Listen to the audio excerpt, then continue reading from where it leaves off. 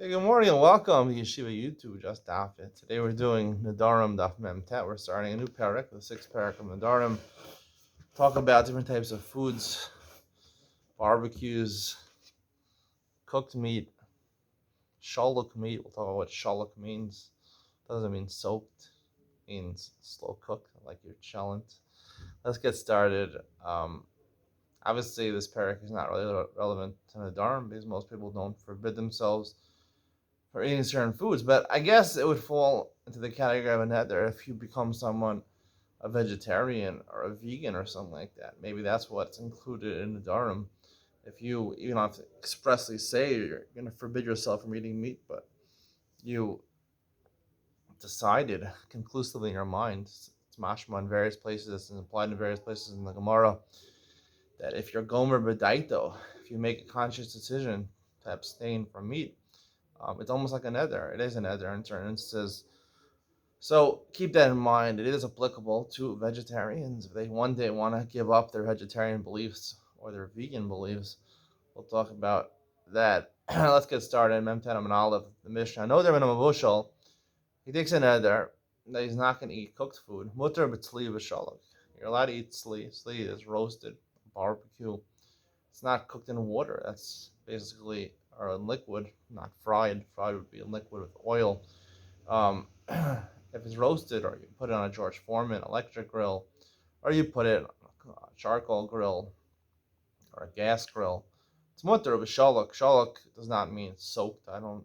Article translates it undercooked. I don't think so. Mostly barbecue, you're gonna want to eat undercooked. Shalak, I think, means slow cooked, right? Mushal means it's cooked at a normal pace or it's cooked very fast. We'll see in the Gemara talks about.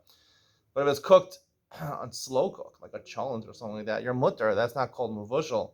Amar konam tavshel sheni toim.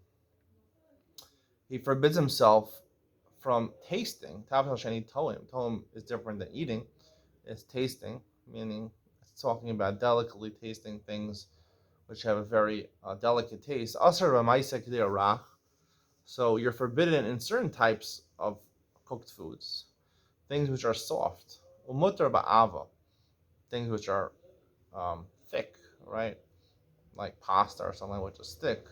Rach is something which has some liquid in it, or it's very soft, like types of meats or stuff like that, where you have liquid oozing out from it. So that's higher quality food. Ava, pastas, and rice and things like that. Those are things which are ava. So therefore, it's not included in another mutter. The baits are termuto, b'dlas haramuta. You're permitted in a certain type of egg. The Gemara will discuss what type of egg. Dulas haramuta, a certain type of gourd. Gourds include pumpkins and squashes and butternut squashes. We'll talk about in Daf It what these things are exactly. I know there are a different lashon. He forbids himself from getting something which is made in a pot. Ein asar ala ma'isa rat chasa. So when he says this neder, he specifically means something which is cooked very quickly. Cooked very quickly, not cooked normally, or definitely not cooked slowly. Ma'isa kedera is something which is cooked very quickly. Certain foods you want to cook them at a very high temperature to cook them quick. Certain types of meats, like not brisket, but like the plate, spare ribs. If you're gonna cook them in water, you want to cook them very quickly. Um, Amar Konma Yorelik there, a fourth lashon. He says, Karam, anything which goes into the pot. Shading Tawim. And he adds that I'm not going to taste. Also, the fact that he added this extra language, anything which goes into the pot, he's forbidden everything which comes from a pot, whether it's shalak, whether it's slow cooked, whether it's fast cooked, whether it's cooked regularly, whether it's rice, whether it's pasta, whether it's meat. It's all aser. The Gemara says, Tanya, Rabbi Yoshia Ome Oser. Rabbi Yoshia argues on the Tanakh in the Mishnah. He says that if you know they're in a vushal, something cooked, you're aser also, and something with sli, which is roasted or cooked on an electric grill or on a gas grill. Even though there's no proof, there's some merit to what I'm saying. It says in the Navi, which Navi does it say this in? Divrei Yamim. They cook the Karban Pesach. Now, a Karban Pesach you have to roast. You have to barbecue the lamb chops. You can't cook them. Obviously, it tastes much better if you barbecue lamb chops and don't cook them. Nonetheless, it calls Karban Pesach, it calls it bishul. So you see, Sli is called Bishul. Lema b'hakamif. You say the Tanakama and Rabbi Yoshia are arguing at the following. The Rabbi Yoshia savar halakha lashon Torah. You go after the lashon of the Torah or the Nevi'im or the Ksuvim. The Ram is the Ksuvim. So therefore, it mentions it calls Sli. It calls roasting something, actually cooking it. Tana dilan savar Nedarim halakha lashon b'nei adam. You go generally by Nedarim after the way people speak. People refer to cooked meat as one thing, and barbecued meat, or grilled meat, I should say better, grilled meat as something else. Lo, whereas as we mentioned many times, in Nedarim, right, the primary way of assessing what neder encompasses is after the way people speak. Marki Asra and Marki Asra. Ryoshi and Tanakh argue because they live in different places. But Asra the Tana Dilan, our Mishnah was from a place. They call things uniquely, right? Something which was grilled was called grilled. Cooked is cooked. Asra Ryoshi, I feel sleek karmavushal. And Ryoshi, they were a very poor place. They didn't really care. Meat is meat, whether you grill it, whether you cook it. So therefore, in his place, I feel sleek karmavushal. Even if it's grilled, it's called cooked. Vakra nasivlas. Where it says, what do you mean? Ryoshi brought proof from a pasuk. It's not because in his place it was called that. The more asmachta ba'alma. Really, the real reason is midoraisa, is because in his place, and you go after every place, right? Every place has its own halachas, and it comes to Nedarim. As long as it's a city or a municipality or a significant amount of population over there, we'll have to discuss that at a different time. What's a significant population? We call its own place. But if it's a significant population, I guess it has its own governing body, its own municipality. So therefore, the way people call meat over there, if grilled meat is called mavushal, that's what it's called. And you're usher even in Sli. The reason about the pasuk is to show the support that there's legitimacy to make this claim that people could actually have a place like this. We find in the Torah refers to it in one place, so therefore it's legitimate to claim that some places could say such a thing. Konam tavshil. So the second line of the Mishnah, it says Konam tavshil shani toim. So he says any tavshil that I taste. So it depends if it has liquid in it, it's soft meat, or has liquid in it, then it's aser. But if it's hard, it's pasta or something which has no juice in it, so then it's going to be mutter. Toim is tasting, is a delicate language, but the problem is he used the word tavshil, cook, so that's included. Anything which is a cooked product should be aser. Amar Abaye, Haitana komid misacha beirifta tavshil karule. Tavshil could also mean something, right? A cooked food. Some people use any cooked food that goes in a pot with water, but sometimes you call it cooked food something that you would generally eat with bread, meaning meat is protein, or eggs have juices, so that you would eat that with bread. It's considered something normal to eat with bread. You eat proteins with bread.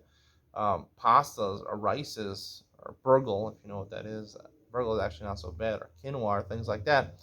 So that generally is not eating with bread. So that's ma'isa ava. So tavshil sometimes refers to the only thing that's eating with bread. Atanya, a supporting Bryce. I know there been not tavshil. Asr b'chomin in a tavshil, asr b'tzli v'shalach m'vushal. The asr b'hitrios rachas shachol and ochlan b'hen pitan. He's no there not tavshil. He's forbidden all mini tavshil. Asr b'tzli v'shalach m'vushal.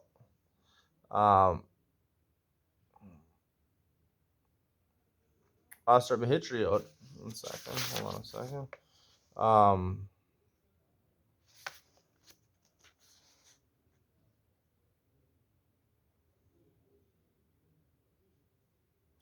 Right, you see from the end of the brisa, right? You know they're not tavshil. It's also any type of cooked food, whether it's grilled or whether it's slow cooked or whether it's cooked. Obviously, it's all talking about meat. So also, hitrios rachos. Hitrios rachos are referring to squash. It's a type of squash. We'll talk about different types of squash. You can make squash into soup, butternut squash soup, or pumpkin soup. Those are pretty good. The reason that squash is included in mavushal is because people eat their bread with it. It's cooked into a soup. They'll eat bread with a soup. They have garlic bread with some butternut squash soup or pumpkin soup is very good. So the point is, mavushal things, the brisa specifies that has to be things you would eat bread with. Any, is this true? Rabbi Yirmiyah was sick. A doctor came to his house. He made a house called Chazakara the Machas of Beise. He saw some, I wouldn't say gourds. I don't like translating the word gourds because no one uses gourds and no one knows what gourds really are. So I would say kara really is butternut squash or pumpkins or things like that, or squash. The machash bebeise, it was in his house. Shavke v'nafach. Man, it was raw. It wasn't made into a soup. Amar malach malach mosa. Islay leidin bebeise. He has the malach hamavis. It's not healthy what he's eating. I'm not going to be able to help to heal him. I'm not going to go into his house to heal him when he's really hurting himself. I say lo kasha. So you see that squash is not something you eat with bread. Lo kasha. So the Gemara answers if it's soft, meaning it's made pureed. It's made into a soup, right? Butternut squash soup is not exactly a liquid; it's puree. So that you could eat with bread. But ashuni, hard ones, no one's gonna eat. That's the he found in this person's house. Rava barula amar habekara gufe habegave dekara. Depends. Um, the outer part of the squash, which really you can't puree so much because it's really hard. The habegave dekara. The only soup we're talking about is where you have squash soup, where you use the inner part of the squash or the pumpkin or the butternut squash, where it's very soft and you can make it in the soup. Damar of Yuda, Leliva the kara basilka, Leliva the kitna bekutcha. Leliva, I guess, is the heart, the lave, the heart of the kara of the butternut squash. Basilka, you can put that in a soup. Leliva the kitna bekutcha, and similarly a flax plant, you could also eat it with kutach. I don't know, ranch dressing or something like that. Flax plant is a good thing to actually, even though it's used generally to make linen, but it's also something you can put in a salad. So kutcha is a dairy type of dressing. I would say it's ranch dressing. If you know what that is, probably the most popular dressing among non-Jews in America. But you're not supposed to say these things in front of Amaretz because um, I don't really know the reason you're not supposed to say in front of Ma'aretz. The Gemara says that the article says the reason you're not supposed to say in front of Ma'aretz because they'll steal other people's flax plants because they don't care about stealing. But I would say the reason you shouldn't say in front of Ma'aretz is because they know this stuff already. Asher la'omro b'fnei Ma'aretz. You're not supposed to say in front of Ma'aretz to make fun of you. You don't know this? Talmud Chacham talks about it. He quotes the Gemara and Nedarim Mem Tet. Yeah, you can only make soup, butternut squash soup, from the center of the squash. The Amars would be like, what are you talking about? Like, I cook in the kitchen. I'm a man with a pan. You know, like they have an article in the Shracha magazine. I cook soup. I make soup myself. Talmud Chacham, you just rely on your wife to cook you 3 meals a day. You never step foot in the kitchen. I'm a professional chef. I make my wife dinner. Rava Amar, don't get embarrassed. Rava Amar Man Cholin. Rava says a third answer. He says, who are the Cholin? Rabbanan. This brisa which says that they used to eat squash with their bread, it was a mistake. Like the Gemara says, Cholin is not actual sick people who legitimately would eat soup with their bread because it would be healthy. Cholin are referring to the Rabbanan, the Talmidei Chachamim, who don't have a clue about what tastes good or what you should eat. Well, let's see in a second. Rava is saying, according to his own reasoning, Rava says in a different place, Mem Tera Mem Beis on the top, come on, Matzlinan al Kitziri vel Marie. The Gemara in Rosh Hashanah records a machlokas in Rameh and Rabbi Yossi, whether we're judged on Rosh Hashanah for the entire year or actually we're judged every day. So we have a bracha on Shmona Esrei, right, for refuah. So he says the reason we have that bracha every day, we daven for the ksiri, which are sick people, the amari, on the sickly people. Come on, Rabbi Yossi, it's like Rabbi Yossi. Midamar ksiri and Marie. If the Rak the Rava says ksiri and Marie, two types of people, right? Ksiri are sick people. So who are Marie? Shmamina ksiri mamish Marie Rabbanan, who is a sickly type of person, Rabbanan, and they sit and learn all day, and they don't have proper meals. This is for my many years studying in yeshiva and not being in a household. Even the food they serve you in yeshiva is probably not the best. It's like prison food, but you like it because they give it to you for free, and you know what else? There's nothing else to eat, and sometimes they have benazman and things like that, so you even eat less, and you have more disgusting food. So the Rabbanan don't really care what they eat. They don't eat healthy. They don't eat something that has good taste, so they have no gourmet taste to them. So That's why you down for them. They're sickly, and that's why they ate raw squash, vegetables with bread. That's not a meal. Mutter ba'ava. The Mishnah says mutter with thick, thick types of things that you cook, like pasta and things like that. Masis is loka ba'alai. Our Mishnah is not like the Babylonians. It's Amar of Zera ba'alai tibshai, the people from Babylonia, which primarily was composed of yeshivas.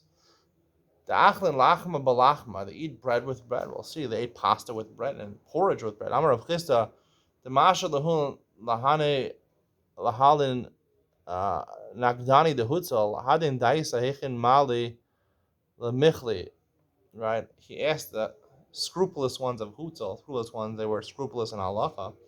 They were obviously not scrupulous in what's healthy. They ate when you eat your porridge in the morning, right? You eat your porridge. You have, porridge made out of wheat, and you have oatmeal, and you have farina, and you have things made out of barley. So I think farina is made out of wheat, and oatmeal is oatmeal. It's barley. I don't know what it's made of. It's called. See, a porridge made out of barley. So he said they asked the people, how do you eat it? Dechiti balachma dechiti. Do you eat the farina, the wheat porridge with wheat bread? The sari balachmi, and the barley porridge with barley bread. Odilma dechiti the sari bechiti. Maybe you switch it up a little bit. You eat the wheat bread with the barley porridge, and the barley bread with the wheat porridge. Rava, they asked him. There was no answer. Rava achla b'chasisi. Rava, who was a big rabbi, he ate bread with granola bars, Nature Valley granola bars. Rava bar Ravhuna Ashkela Ravhuna the Ka'achal Daisa Betzbase. He found him. Not only was he eating porridge with bread, but he was eating it with his fingers. Doing him using a spoon. I'm really Amai Ka'achal Mar Biyate. Why eating with their hands? I'm really Hakim Rav Daisa Betzbasa Basim. Tastes good. Everyone thinks these are big rabbis, and this is the way we should be eating. But you don't see different people eating porridge with their fingers. So the only conclusion I come to is that these people, from my experience as being a rabbinical student, people don't care what they eat. They'd rather not eat if they could. If they weren't hungry, they'd rather not engage in pleasures of this world. So he would eat with his fingers. Amalei Amaika, who he said, this is what Rav said. Rav said, the big Rosh Hashiva, Daisa Betz Basa Basim. It tastes good to teach it with your finger. Better with 2 fingers, and 3 fingers is even better. Rav said to his son Chia, Rav Huna said to his son, if someone invites you over to have a meal, daisa, to have porridge for breakfast, ad parsa, you should go to them, even a parsa. Save money. Even a parsa 4 miles, 4 kilometers. Lamechal bisra. If they invite you over for dinner to eat meat, the turah from a cow, ad toss and parson, you should go that far to save money. Amar Rav, that's my explanation. Amar Rav Chia Brei, V'chein Amar Rav Huna. Similar explanation is they didn't have any food, so you should travel this far to have a decent meal, to have something. Amar Rav Huna l'Rabba Brei, Kol midam lo tifla kamei rabcha. Anything that doesn't taste good, you shouldn't spit out in front of your rebbe. It's disgusting. The barman kara v'daisa. The Gemara admits to eat butternut squash raw, or to eat porridge, right? It's like a psila made out of aver. It's like a bar of lead. Afilu kami shmur malka plot. Even in front of a non-Jewish king, shmur malka, King Shapur was a king in Persia in the early ADs. Even in front of him, you should spit it out. It's not good for you. One of them was eating. They were eating from the same bowl. They were eating a porridge. One was eating with his fingers. One was eating with something made out of the bark of a tree. I guess a spoon. The one who was eating with the spoon, he says you should eat with your fingers. He said to the one eating with your fingers, right? Apparently they didn't cut their nails. They had a lot of dirt under their nails. When you're eating with your fingers, you're going to get the porridge that we're both eating from dirty, from the same bowl. He said back, the one eating with his fingers, you're using the same spoon, you're double dipping. I have to taste your spit. Rabbi Yehuda, Rabbi Shimon, I used to come blue savayin. Rabbi Yehuda and Shimon, they brought some very tasty figs in front of them. Rabbi Yehuda ate them. Rabbi Shimon didn't eat it. Rabbi Yehuda, My time alachal mar. Why aren't you eating it? I'm with Rabbi Shimon. Elo ein yosim I am kol liquor. You're not able to go to the bathroom, right? They congest your system. I'm gonna Rabbi Yehuda. Kol shegen shesem achalei al machar. Oh, so what? They make you constipated, but at least you'll be full from them tomorrow. You have a bloated stomach, but at least we're poor people. That's all we can afford. Rabbi Yehuda have a yosef committed Rabbi Tarfon. Rabbi Yehuda was sitting in front of Rabbi Tarfon. I'm related Rabbi Tarfon. Hayom panecha sehuvin. Your face is yellow. Now people think it means it's red, but sehuvin means it's yellow. Like jaundice. They're not eating. I'm related. We didn't have anything. The workers came in the field. Tradin are translated as beets, but I think modern day Hebrew tered is spinach. They brought us spinach. We ate it without salt. Obviously, just to eat raw spinach as your meal is going to leave you with jaundice and your skin looking yellow and not healthy. Amra Haima Shronisa Rabbi Yehuda, a certain important woman. Now, it's not clear if there's an important woman, she was a prostitute, or she was an important woman in the government. Said to Rabbi Yehuda, Morev Ravi, she was in bewilderment. You're giving piskei halacha, and it looks like from your face that you're always drunk. I'm like, Himnusa biyada dahim hissa. I'm telling you the truth. Ita imna ela kedusha adalta v'arba kasi de pischa. The only time I drink alcohol or wine is on Kiddush and Havdalah. And also the four kossos on Pesach night at the Seder. Not only that, but also because I drank so much wine on the night of Pesach, so until Atzeres, until Shavuos, for 49 days, I'm having headaches. I have to take medication for my temples. There's pain in my temples. Now, why he would do this the question is, if he's having pain, you're not supposed to do a mitzvah. If it's an onus, it's going to cause you pain, you're not chayav in the mitzvah. So we'll talk about that in Ian with Ben Sion. Really, I'm not drunk. But because I'm a smart person, I have chachma. I have wisdom, so therefore it makes my face, apparently it was red or bright, his face. So therefore, he had a heavenly countenance. I'm like Tzeduki, Rabbi Yehuda, Tzeduki, some type of heretic, said to Rabbi Yehuda, and apparently this guy, his face was, shining always. So you must be very happy. You lent that money with ribbis, with interest, or you're raising pigs. Both of these were very profitable business ventures. Both of these occupations are forbidden for Jews, for religious Jews. There's 24 bathrooms. Now, hard to understand this literally. When my house, I go to the base medrash. I go to 24 bathrooms. Now, this is probably a mashal for talking about cheshbon and nefesh. When you go to the base akise, try to think about it. So you're saying my face is shining because I'm doing cheshbon and nefesh. I'm always thinking of what I'm supposed to be doing. Yehuda Karazil Beimid Rasha, or he's thinking about the Gemara. Yehuda Karazil Beimid Rasha, when he came to the base medrash, Shakel Kulpa al Kasve. He was very poor, so he had to take a jug, an empty jug that he used to pour water or something like that, and to sit on it. It's good to work. It's an honor to work, even though it's degrading to do some sort of blue-collar jobs. I guess it's a blue-collar job to drag this jug through the streets to the base medrash. It honors you by getting a job. The Bisayid Rabbi Yehuda, that's not exactly a job, we're getting paid for this, but a little bit of work. The Bisayid Rabbi Yehuda, Rabbi Shimon Shakel Sana al Kasva, he took a basket on his shoulders. He said the same thing, right? It's an honor to work a little bit. We saw that Rabbi Yehuda, the wife of Rabbi Yehuda, Nafach Nakat Imra Avda Glima de Hutvi. She was very poor. She wanted a fancy coat, a fancy wool coat.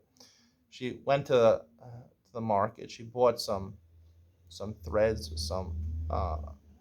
some yarn or something like that, or wool, and she made herself a fancy cloak. When